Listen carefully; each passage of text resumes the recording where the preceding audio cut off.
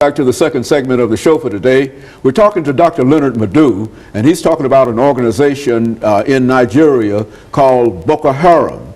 And the topic today is Boko Haram and the instability in West Africa. And of course, Dr. LMadu, let's pick up where we left off the last time. You were talking about some of the things that this organization called Boko Haram is involved in.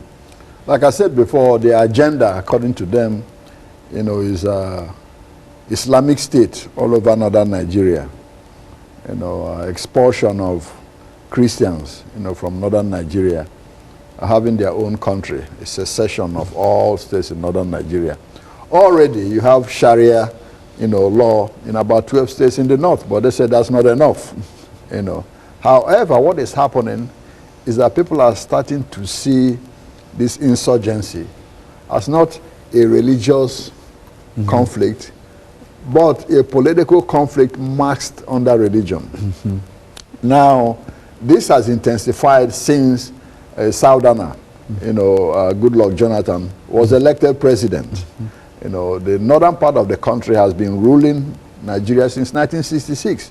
Military officers included, has been running that country since 1966 until 1998, from their part of the country. So they say, well, now a southerner has been elected, or they resent it. They rather have a northerner in position, in power. And the president is a southerner. Exactly. The current president, Goodluck Jonathan, is from the south. He's from the Niger Delta, where the oil comes from. And they've been marginalized for a long time in the political process. Now he's the president of the country, and the northern part of the country, the political, elites there are not happy. So a lot of people in Nigeria are seeing this as, part of a calculated political agenda to make the country ungovernable for President Goodluck Jonathan. Now, others say, well, the real problem is that the North is marginalized economically. There's 72% unemployment. The youth don't have any jobs, no job creation, and it's happening in the North. Now, people say, well, why can't Jonathan's government deal with Boko Haram the way it dealt with the Niger Delta militants? There was a rebellion in the south from the oil-producing areas. The government, dealt with them and say, okay, we'll grant amnesty to everybody who lays down their guns, give you all job training and all this, which they did. Okay? Yes, about 26,000 of them demobilized. But the Boko Haram says, no, we don't want anything from the government. We don't want any money, nothing. We just want to be independent. Well, people in the north say, well, the reason why those Niger Delta militants lay down their guns is not because, they want to, but because Jonathan is from their place. Okay? They wanted to make Jonathan successful in a real sense. Absolutely. Since he's president, why do you have to fight your own person? You've been crying, marginalization. Now he has power. Hey. So most people say that's the reason why they lay down their arms. And so in a real sense, these folks want to secede from Nigeria. And establish an Islamic state all over northern Nigeria. That's what they say the agenda is. But a lot of Nigerians are saying, no, that's not the agenda. The agenda is political, just to make the country ungovernable for President Goodluck Jonathan. Now, it's true there's a lot of poverty, in northern Nigeria. Yes, lack of educational opportunities, all that is true.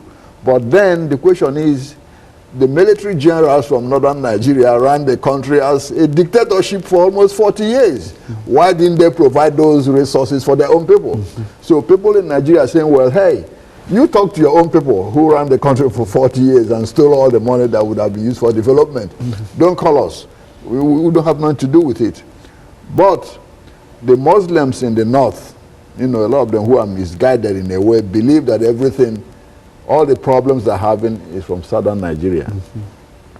Now, how does this problem, create problems for other West African states? Yes, it does. Now, according to, some sources, where are they getting their training?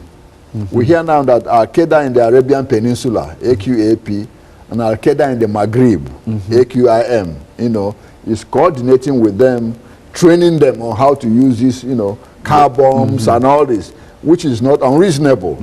Now, at the same time, we also hear that they have relationship with Al-Shabaab, which is the Somali terrorist group.